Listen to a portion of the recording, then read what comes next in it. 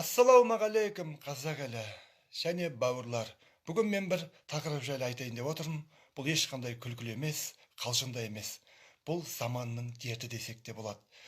Қазір барлығы демесем де көп ағаларымыз, інілеріміз, бауырларымыз ойынның соңынан кетіп, кино, олимп, букмерскийді жанына серік етіп, не қатын жоқ, не бала жоқ, не үй жоқ.